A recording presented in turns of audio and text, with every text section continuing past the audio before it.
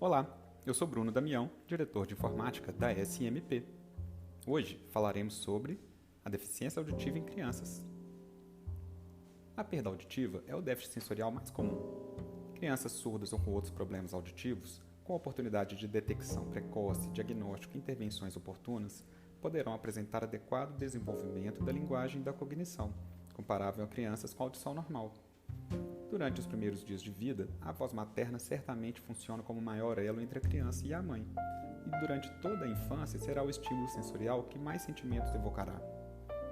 O período crítico para o desenvolvimento da linguagem vai até os 3 anos de idade, porque o sistema nervoso central é mais sensível e melhor se adapta aos estímulos linguísticos auditivos e visuais. Para que ocorra a maturação adequada das vias auditivas, é necessário que ocorra a estimulação sonora. Desta forma, a privação precoce dos estímulos auditivos interfere no desenvolvimento das estruturas neurais relacionadas à audição, fala e comunicação. Cerca de 40% das crianças com perda auditiva apresentam alguma síndrome ou malformação ou outro déficit sensorial associado que pode interferir com o processamento da informação auditiva. Portanto, o diagnóstico e a reabilitação precoce atenuam a influência desses outros fatores associados. A identificação ao nascimento de todas as crianças com perda auditiva congênita é o ideal. A triagem auditiva neonatal, o TANU, consiste no rastreamento auditivo de todos os recém-nascidos, preferencialmente antes da alta hospitalar ou até 30 dias de vida, sendo considerado o melhor meio para identificar crianças nascidas com deficiência auditiva moderada, severa ou profunda.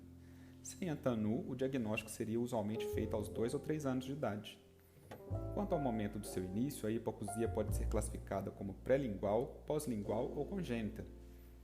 Já quanto à sua localização, a hipoacusia pode ser classificada em 4 tipos, que são a hipoacusia de condução, a sensorial, a neural e a mista. Nos lactentes e pré-escolares, com desenvolvimento adequado da linguagem oral do comportamento auditivo, pode ser realizada com o intuito apenas de triagem auditiva até os 3 anos, a emissão otoacústica transiente, que é a mesma da TANU, e a partir dos 4 anos a diometria tonal. Programas de triagem auditiva durante o período de educação infantil devem ser encorajados. Cerca de 30% das perdas auditivas se desenvolvem nos primeiros anos da infância, e os pais são responsáveis por identificar cerca de 70% dessas crianças. Toda queixa em relação à possível perda auditiva deve ser acompanhada de avaliação auditiva completa e imediata, assim como as crianças que não atingem os marcos do desenvolvimento no período adequado. Crianças com problemas neurológicos tais como encefalopatias metabólicas, paralisia cerebral, deficiência intelectual, transtorno de espectro autista e TDAH devem ser submetidas à avaliação audiológica completa. Todas as crianças que sofreram traumatismo crânioencefálico e meningite bacteriana também devem ser avaliadas antes da alta. A perda auditiva associada aos episódios de otite média aguda e otite média com infusão, que são frequentes nos primeiros 2 anos de vida, geralmente é flutuante. Pode ser persistente quando associado a otite média com infusão crônica, que é a permanência da infusão na orelha média por períodos superiores a 3 meses, ou em crianças com sequelas de infecções otológicas, como perfuração timpânica, otite atelectásica ou otite adesiva. Então, quando consideramos um atraso na fala?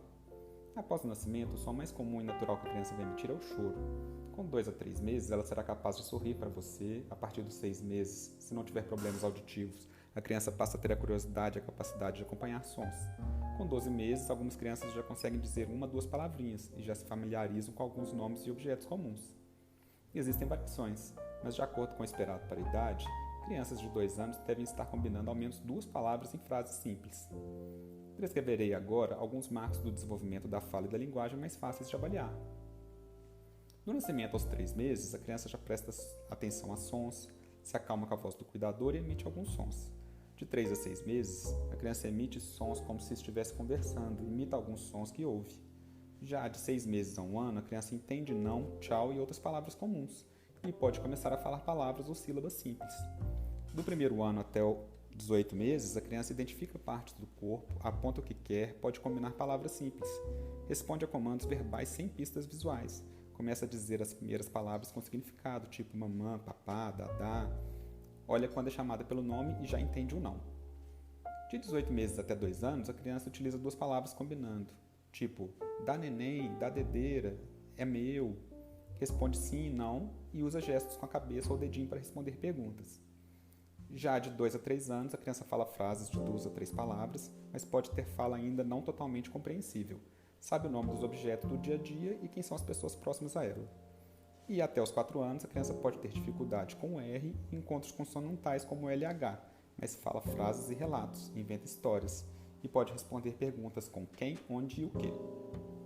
Então, o que acontece nos casos de perda auditiva? Em caso de perda auditiva leve, ouve-se bem quando as pessoas falam em voz alta. A criança geralmente tem dificuldade para ouvir fala cochichada ou distante. Aquelas em fase de alfabetização podem apresentar trocas na escrita e se mostrarem desatentas. Todas as crianças com perdas auditivas maiores que 40 decibéis, que representam uma perda auditiva moderada, não escutam a maioria das palavras de uma conversa falada em intensidade normal. Apresentam problemas de fala, atraso no desenvolvimento da linguagem, dificuldade no aprendizado e desatenção. Já a criança com deficiência auditiva severa somente escuta se a pessoa fala alto e está bem próximo. Geralmente é capaz de identificar sons ambientais e pode distinguir vogais, mas não consoantes. A fala e a linguagem não se estabelecem espontaneamente se este nível de perda auditiva está presente desde o nascimento. E por fim, temos a perda auditiva profunda, em que as crianças somente ouvem sons muito altos e não ouvem o som da voz. Essas últimas têm os fatores genéticos e as tostes como grandes causadores. Para mais informações, acesse o nosso site www.smp.org.br.